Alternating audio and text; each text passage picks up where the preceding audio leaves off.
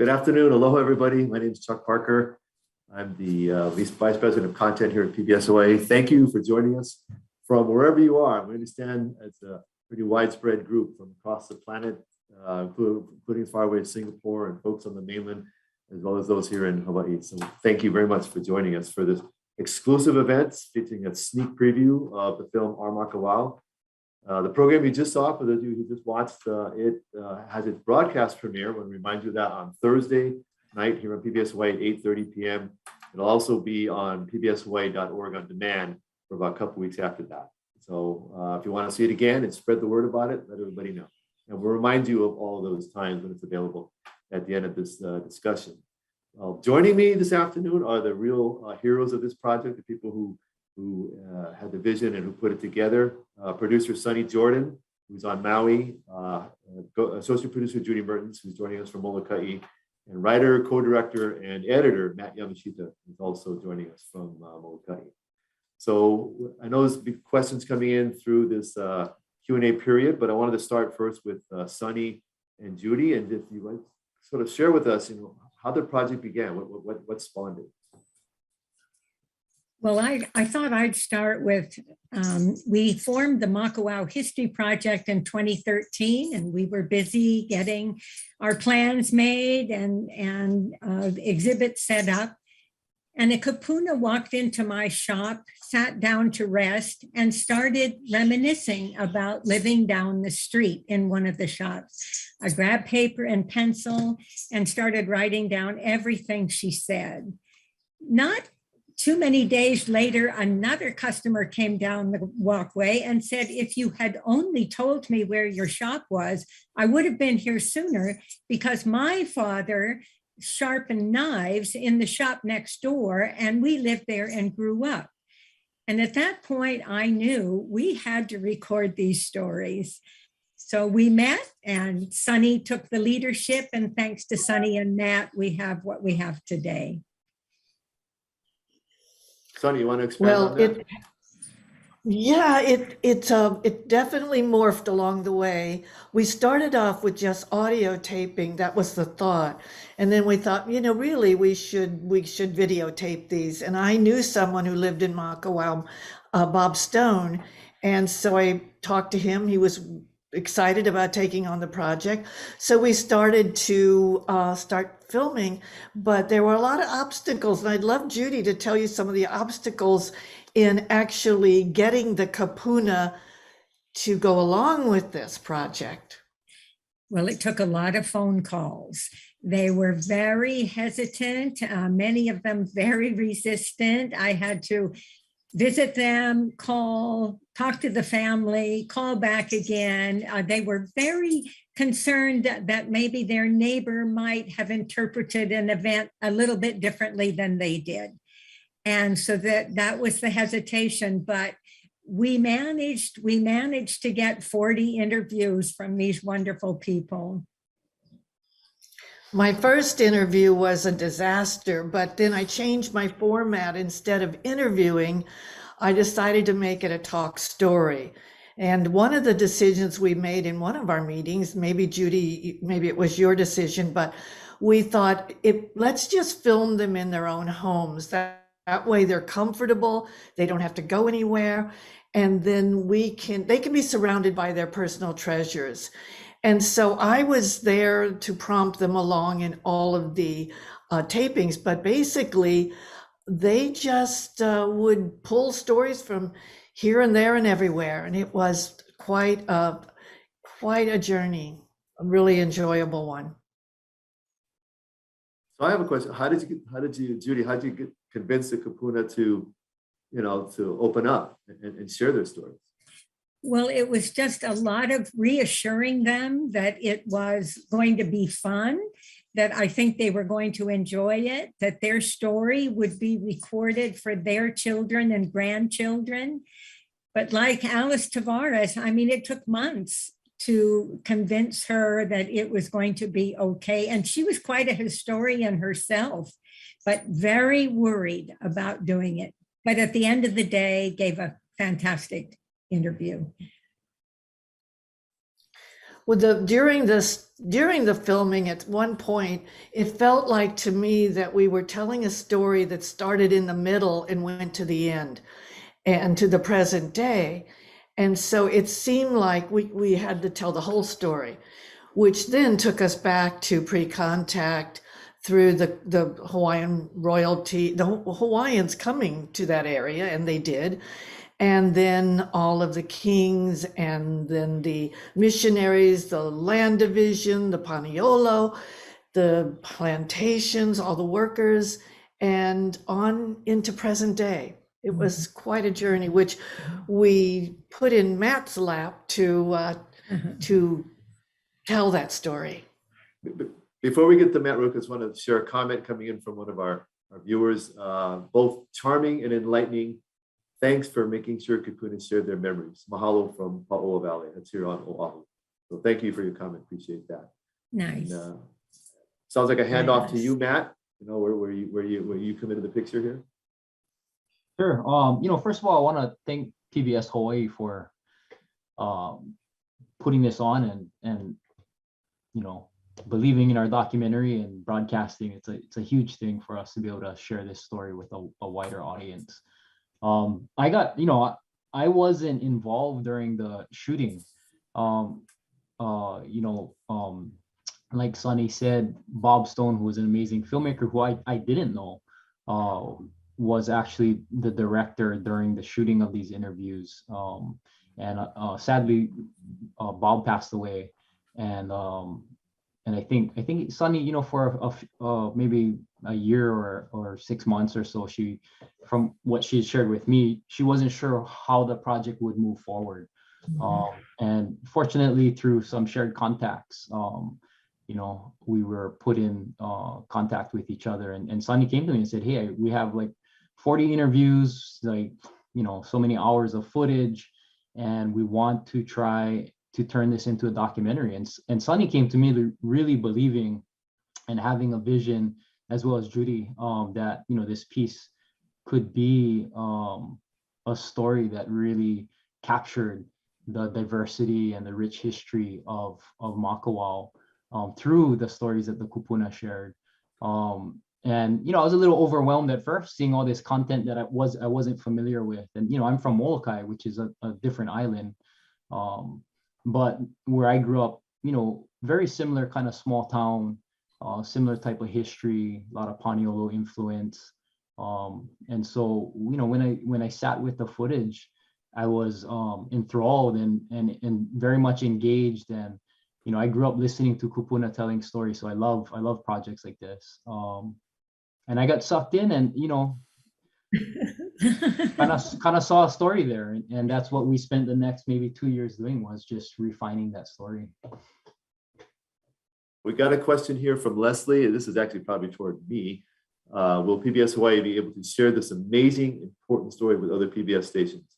Well, Leslie, that's a great idea, and I'll be talking with Judy and Sonny and Matt moving forward about that. But in the meantime, people on the mainland and other markets can watch it on our website at pbshawaii.org once it goes up on Thursday night, and so on.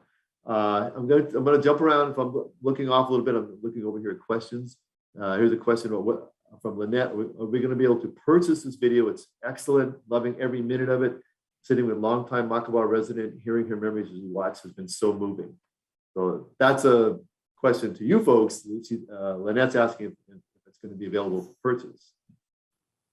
Well, I think from what the board has said in the past, they'd like to make it available to everyone, and we would be posting it on the Makawao History Museum website. And by the way, I do want to point out that this project was completely funded through donations to the Makawao History Museum, through grants from major corporations, and from a wonderful GoFundMe page that Matt set up. But this project is a Makawao History Museum project. It certainly isn't my video or Judy's or Matt's, but anyway, so that is the plan, is to make a link available so that they can come to it anytime they wish to watch it. If that changes, we'll certainly put the word out to the community. Great, thank you. Now, I want to share another question that actually came in very early today, right as the preview was starting. And during the research, I guess, for the film or putting it together, did you come across any Makawao Paniolo names from the 1830s to the 1880s? I'm not sure if the person has a particular name in mind, but just throw that to the panel. I didn't come up with any. No, nothing from me. I think as we were sharing earlier, the film was really a sharing of the memories of the people featured in the film, the memories of their growing up in Makawao, their activities in Makawao, their businesses and their life, really their life stories, and the weaving together of all those wonderful things that just turns this film into such a gem. I want to jump into another sort of area here, if we can. So I'm going to ask each of you here, Judy, Sunny, and Matt. So what do you want viewers to take away from the film? If there's one thing you could identify that you want them to leave the film with. Judy, we'll start with you.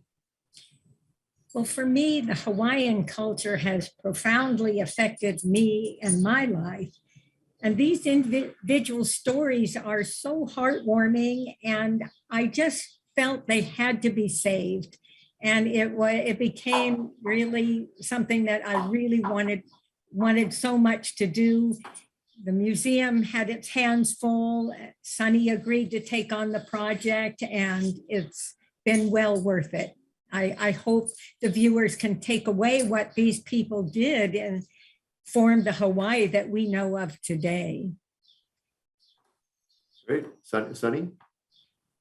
Well, to me, it's all about preserving, as Judy mentioned, for the future, preserving all these their photographs, how they live. They're just, even 50 years from now, when you look at some of these and you see people sitting in their rooms surrounded by their treasures, people will find it heartwarming and pidgin and learning about how the language developed.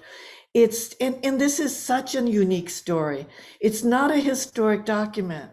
This isn't something that's going to be telling about history. It's a story. It's a beautiful story that's going to live on long after all of us. I hope. And Matt, over to you. Yeah, I think the takeaway I'd like people to have, especially for our Hawaii audiences, is just the value of our kupuna, the stories that they hold, the history that they've experienced, the knowledge and wisdom that comes from living through all of it. Whether it's in a documentary or whether it's your own grandparent, we need to see the value in that. And it's a part of Hawaiian culture to look to our kupuna for guidance and wisdom and knowledge. And I hope that tradition is never lost. And I think this documentary is really like grounded in that kind of thinking, right? Turn to our elders, turn to our kupuna to learn of our past so that we understand where we are today and where we're going in the future. Oh, that's great. Thank you, all three of you, for sharing that. So here's a long comment in question, so to speak. So bear with me while I read this. Makawao is the heart of cowboy country. Why is it that a genuine Paniolo museum has not been established, as Paniolo Preservation Society has done in Kamoala on the Big Island? All of Maui is hugely cowboy, obviously a cowboy fan, and a museum is needed to celebrate not just the cowboys, but families, saddle makers, bit and spur makers, where craftsmanship is first class. So perhaps what thoughts about that, establishing a genuine Paniolo museum? Has that ever been talked about? Well, it really does. Upcountry does encompass more than just the Paniolo, as was said. One of the biggest challenges is finances. The museum was always run by donations, and right now during COVID, it's been temporarily closed, and we have a hard time getting people who will volunteer their time. This whole project is 5+ years. Was totally donated time. Neither Judy and I made a penny on this. And a lot of people aren't willing to do that, but it's so needed. I couldn't agree more. There's so much history there. There's so many artifacts. and it needs a proper museum, not a little hole in the wall to show it the best they can, but a real museum. And I hope somebody out there is listening. Great. Well, thank you. Thank you for that. There was another question that came in a little earlier. I'm not sure exactly how to ask it or what, but something about, tourists. What do you folks think of tourists? How do they feel about tourists or visitors, just like me? Something along those lines. So I know Makawao it's on the tourist map, so to speak, and people do go up there, but any thoughts on that? Well, we didn't discuss that. The Kupuna were more into telling their story, but I had a little shop in Makawao, and every visitor who came up said, "Oh my gosh, I wish I'd found this town sooner." Most of them came to pass the time of day on the day they were leaving while they waited for their plane. And Makawao, it's a wonderful little town and people love it. And I think the Kupuna, as we know, loved it, but in a different way from the way they grew up.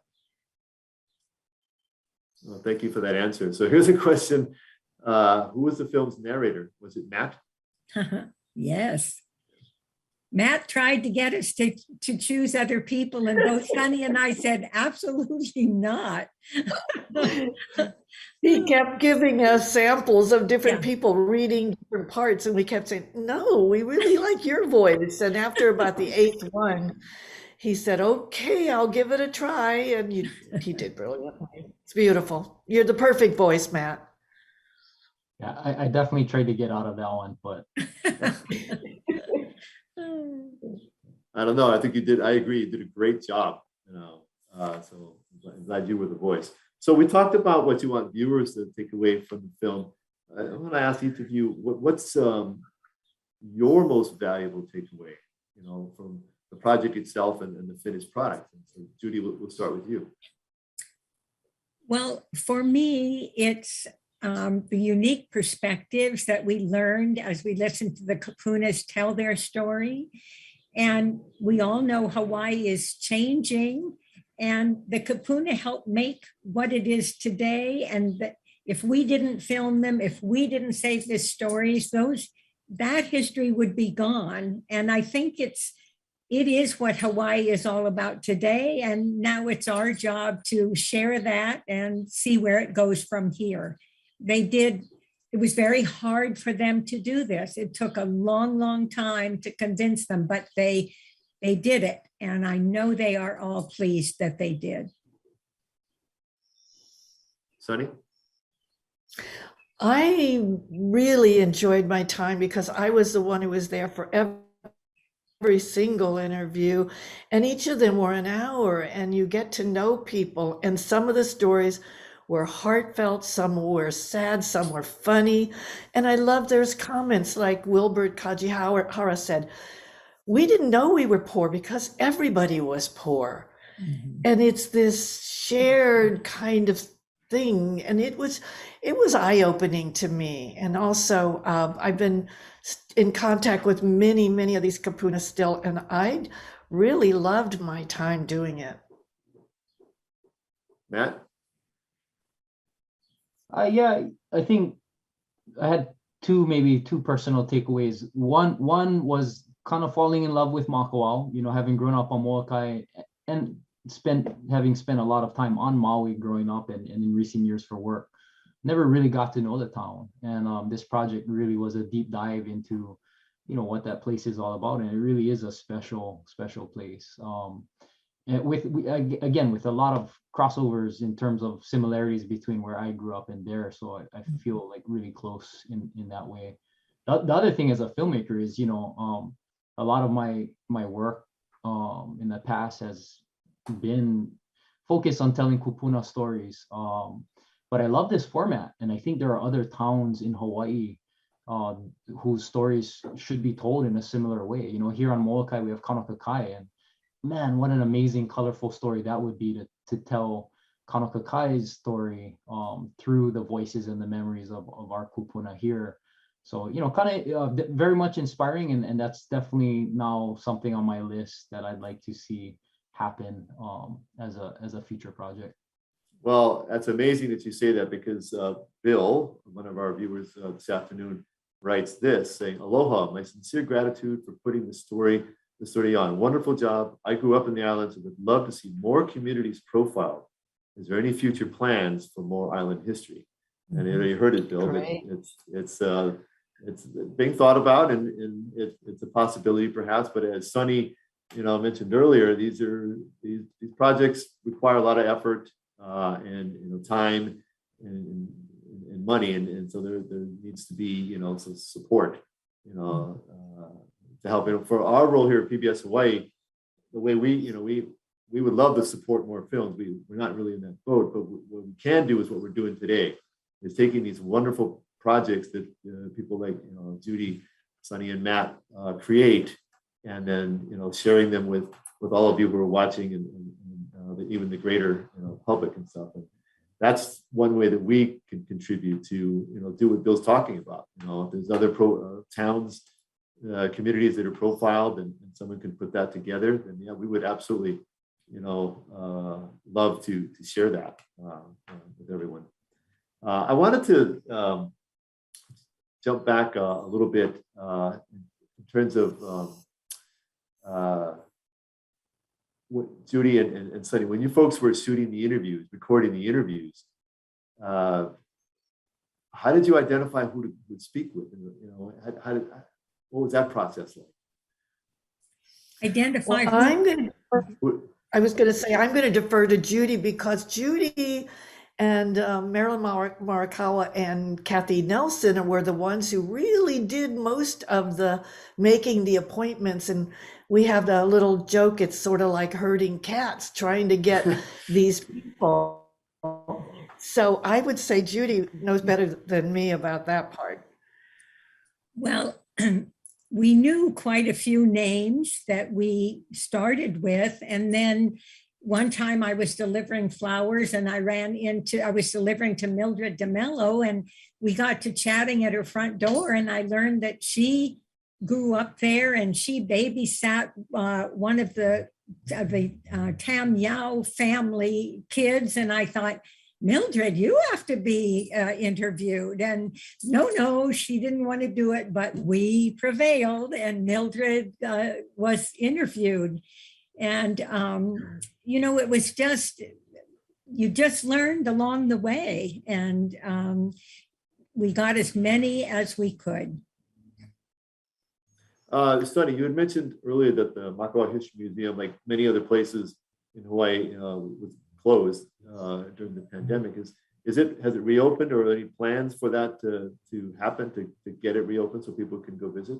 Well, we're hoping. I think I think that there is conversation about it, and there are certain members on the board who want to stay with it, and Jeremy Baldwin is one, and there's a few others, and I think them hearing this interview and seeing the need for it and the demand for it from outside of a few of us, maybe they can help make it happen. Mm-hmm. No, I hope so too. Yeah. I wanted to jump. I know we're getting toward the end of our session here. So before we do that, I wanted to just, go to some last thoughts from each of you, just on the project itself. Going forward. So Judy, any final thoughts for our viewers? Well, I love the respect that the Kupuna had for each other and the other families, the cooperation.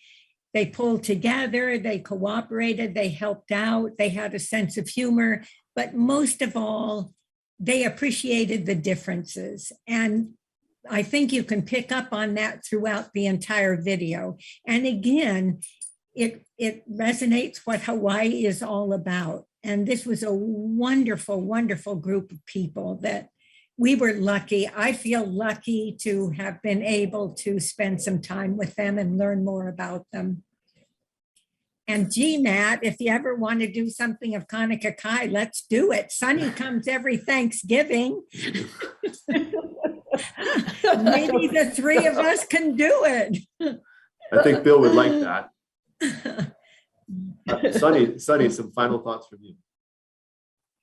Well, a couple of things I do want to say is I just want to do a couple thank yous to people like Tracy Bennett, who's he's head of the Maui Film department, and he's the one who suggested that we talk to Matt. Other people like Judy had known his mother and probably him, but getting Tracy Bennett's stamp was really important. Also, I wanted to say that Matt hinted on my having Bob Stone with doing the taping, and he was a great man and a great friend, and I really missed him, and it set me back for at least 6 months or more with losing him. But it was a good start. He worked with Todd Perkins, an assistant who does his own filming, and it was, all in all, everybody kind of pitched in to bring us, as they say, it takes a village, and it did. We had a village. Thank you. Matt, final thoughts from you. Yeah, just super grateful that I got asked to be a part of this project. And even though I didn't get to meet the Kupuna because I wasn't there to film with them, sitting with their interviews and scouring through the transcripts and working on the edit, I feel like I got to know each of them, and they're all very special. And again, like I said, our Kupuna are special, all of them, as are our places in Hawaii. And I think again, I think it's telling the stories of our small towns is a great idea. It'll help future generations. Like I think of my kids, to understand not just their family and their history in a place, but also the place itself and other families that make it what it is today. And then to have so much respect for everything that they went through to survive. And to create the culture that we appreciate and enjoy so much in terms of the diversity and the acceptance and everything that makes Hawaii Hawaii. And one last element to that is, it's important we protect our small towns as well. Hawaii, we are seeing a lot of development, and I know that sentiment was shared in some of the interviews. This idea of really wanting Makawao to remain Makawao, to be a small town forever. But at the same time, we have pressures, that are constantly changing our islands. And so really hoping that current generations and future generations can see the value in, finding a balance as we move forward so that we don't lose all this specialness that makes us who we are as we move into the future. So, yeah. Well, thank you for that, Matt. And thank you, Sunny and Judy. Well said, all of you. And here. We got to keep small towns alive. So for the panel out there, this concludes our panel discussion for today. We want to thank you for spending the afternoon with us through the film and then through our discussion here. If you have questions about Our Makawao for the team, I'm going to give you an email address and I'll read it slow. But you can email Sunny Jordan at Maliko, that's M as in Mary, ALIKO, Maliko Paradise, one word, at gmail.com. I'll say it one more time, Maliko Paradise at gmail.com for questions about the film itself from the people who put it together. So PBS Hawaiʻi will be sending you folks an audience survey through email to get some feedback on today's event. This helps us make any improvements that we need to do and keep screenings like this going. So if you have some time, just please offer your feedback and some insight. Don't forget, Thursday night this week, 8:30 p.m., PBS Hawaiʻi is a broadcast premiere of Our Makawao. It's also going to be available on demand at pbshawaii.org for about 2 weeks after that. So again, thank you everybody on behalf of myself and PBS Hawaiʻi and Judy, Sunny, and Matt. Mahalo. Have a great rest of your day. Take care. Thank you.